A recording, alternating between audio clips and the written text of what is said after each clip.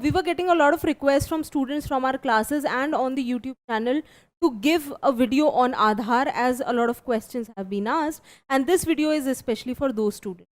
Now, why do we need to make this video is because so many questions in last 2 to 3 years have been asked. For example, this question which was asked in the year 2018, we will be covering one more question at the end of the video, which is from the year 2020. This question directly is saying that the identity platform Aadhaar provides the application programming interface. Alright, so what does it actually imply? What does it imply? That it can be integrated into any electronic device and the online authentication using iris is possible. So as we know, in my Aadhaar card, I have biometric identification, which includes the iris scanning as well as fingerprint. All the 10 fingers, the fingerprinting is done. So yes, both option 1 and 2 are correct. This is more on the technicality of the Aadhaar. The question which was asked in the year 2020 was more on the status of the Aadhaar. So let us try to understand that aspect also. So when I talk about Aadhaar, these are the things which I hear in news. First is the whole debate on right to privacy, and then what was my data protection bill. So this actually is inferred from this. This was the concern. My Supreme Court judges also were concerned about making Aadhaar card mandatory for opening your bank account and asking all the citizens to link all their documentation and everything with Aadhaar. So the whole concern with right to privacy, which is my Article 21 within the fundamental rights of Indian Constitution, then there was a case in Supreme Court, and by the verdict of Supreme Court and the suggestions and the directions given by the Supreme Court, my government came up with the data protection bill in the December of 2018. So we will be studying what is the status of Aadhaar based on different Supreme Court verdicts, but these are the issues which are raised when it comes to Aadhaar. The first one is that I do not have any independent regulator. My Aadhaar is within the control of my Indian government. So I need a certain surety. If you provide an independent regulator, then that this data will not be misused into converting India into surveillance state. So this is a concern which is raised. Second one is there is a different logic for different rights. For example, I do not need my Aadhaar card to get admissions.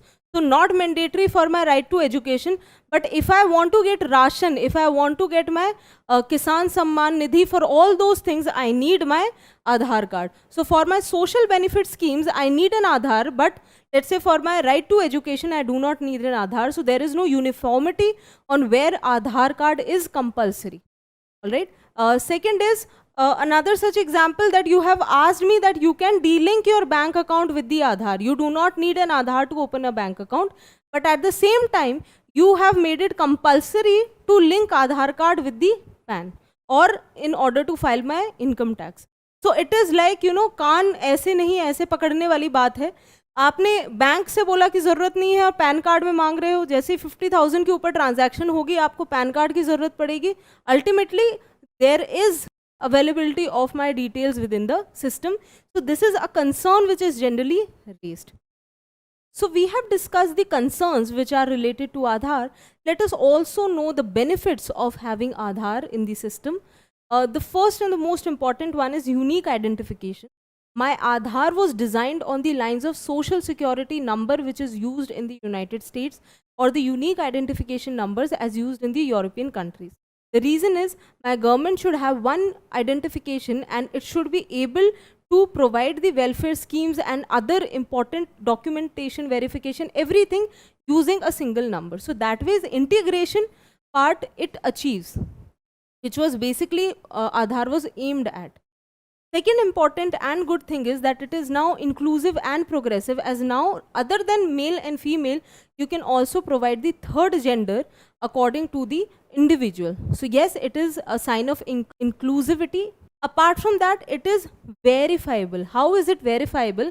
Because of the unique identification, I can avoid fake records and duplicates. We will also discuss how the NRIs are discouraged from now running away from paying taxes by using this Aadhaar. Apart from that, even the privacy safeguards, only UIDAI, that is the agency which collects, which creates the entire database and everything, only that is the agency which is collecting as well as storing the Aadhaar related information. And of course, the digitization of public service delivery. Also, it checks the leakages and corruption. It checks the leakages and corruption in the system, especially with the use of direct benefit schemes. This has been achieved, and all thanks to Aadhaar that this is now possible. Now coming to the verdicts. Aadhaar card has been discussed in my course a lot of times. So the final status of Aadhaar, I have not written the year when Supreme Court said this and that. This is what is the final gist of it, is that one, it is constitutionally valid. Second, as it was tabled as a money bill, it was tabled as subsidies from the Consolidated Fund of India, and Article 110 was used, which is for money bill. The government gave the logic that it is tabling it as a money bill because it wants to check the leakages, and therefore it was approved. Third thing which is important, which actually answers the whole question of right to privacy also, is that there is a law which is in existence which supports or backs my Aadhaar. Second is the legitimate state interest. I am providing public goods using the Aadhaar platform. It is making government's programs more inclusive. It is checking leakages. All of this is achieved via this identification. Third is the test of proportionality. These three are very important. First is the existence of law. Second is the legitimate state interest. Third is the test of proportionality. What does it mean? That state is only collecting the minimum and necessary information from the individual, not the entire information. The information which is collected is necessary and required by the government to conduct its welfare schemes and to conduct its welfare programs. So basically, government has given the rationale that in order to have a better governance, it needs to link different schemes and it needs to make Aadhaar mandatory at many. So this is what Aadhaar stands when it comes to the courts. So what can I finally say about Aadhaar is, आपको ऐसा लग सकता है परंतु ऐसा नहीं है. भारत एक सर्वेलेंस स्टेट नहीं है, हम पूर्ण रूप से एक डेमोक्रेसी है, and the Aadhaar is not creating a surveillance state. We are not creating a surveillance state using Aadhaar. Second, what Supreme Court has said very clearly in its verdict is that Aadhaar cannot be made mandatory. You cannot make it mandatory everywhere. Hence, the landmark decision that you cannot ask customers to link their bank account with the Aadhaar. Although the government has made it mandatory for filing income tax return. Now this is where they are catching the NRIs. Hota kya hai? What happens is, businessmen who have businesses overseas, what you do is, if you are living for more than 6 months outside India, you can get the tag of NRI and you can exempt yourself from filing tax here.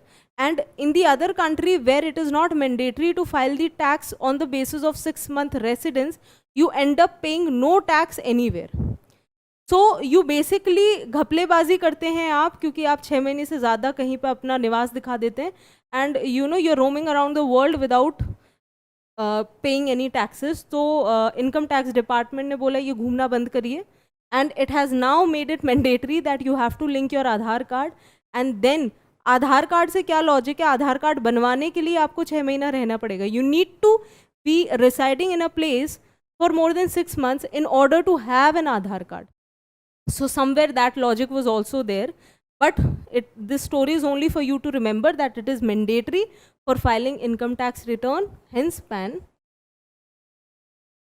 Next is, Supreme Court said that government might ask for Aadhaar for the welfare programs, but the private companies cannot insist on asking for Aadhaar as it is breach of privacy. So no private company can make it mandatory that you have to submit your Aadhaar card details.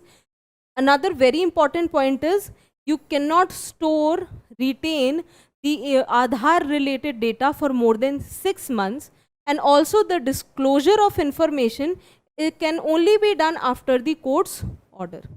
Apart from that, it is only UIDAI that can file complaint. No, it is not just UIDAI, it is also the individuals which can file complaint against the breach of privacy.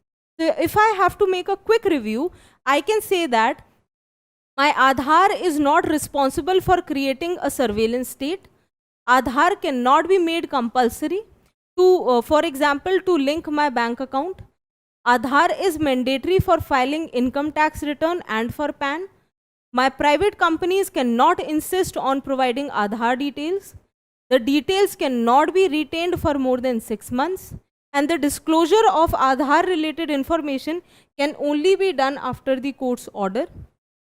Not just UIDAI, but also the individuals can file complaint against the breach of privacy. So this is all that government or my Supreme Court has said about Aadhaar. Now this is from my current affairs. There is this app which is developed by UIDAI, that is Unique Identification Authority of India, which is Aadhaar. Again, do not confuse it with mobile Aadhaar. No, it does not need the mobile number to be linked to Aadhaar. See, there are many poor people who do not own a mobile number. That does not mean that they cannot have an Aadhaar. So yes, the Aadhaar is an app. It is a mobile app. Anyone in India with a smartphone can install and use Aadhaar. You cannot have two apps or two Aadhaar numbers accessible from a single app, and there is no necessity for linking the mobile number. So this is something that you need to remember. Next is my mast Aadhaar. Now what was the rationale of mast Aadhaar is that, you would have seen this XXS and only the last 4 digits of your Aadhaar card are visible. This is called masking. Some characters are there like this and only the last 4 digits are shown. Basically is you are not allowing the different apps or the other platforms to have your entire Aadhaar number, so that the number is not visible. Somewhere your data is protected to make you feel good. So your Aadhaar is completely protected. It is not creating a surveillance state. It is not creating a very closed loop where government has all the information about you. No, it is only for your own good. Now coming to the question which was asked in the year 2020, which talks about 4 statement. It is a 4 statement question, one of the tough questions, I would say. The first one says that Aadhaar metadata cannot be stored for more than 3 months. We have just discussed, no, it is 6 months. Supreme Court has said that for not more than 6 months you can store the data.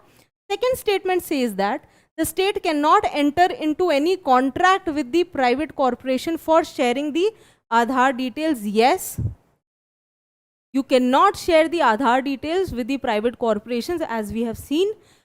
Aadhaar is mandatory for obtaining insurance product. No, IRDA has clearly said that no insurance policy can make the customer provide the Aadhaar details. It is not mandatory. You can have an insurance policy without the Aadhaar details. So no, this is not correct. And the fourth is Aadhaar is mandatory for getting benefits funded out of Consolidated Fund of India. This is correct for welfare schemes, and for the fund coming out of Consolidated Fund of India, you need Aadhaar details. If you remember, Aadhaar being proposed as money bill, this was also used as the reason for proposing it as a. So giving this, the answer to my question is B4. So this is it. This is about Aadhaar. I hope I was able to solve most of your queries. If you have any other doubts, please let me know in the comment section, and all the best for your exam.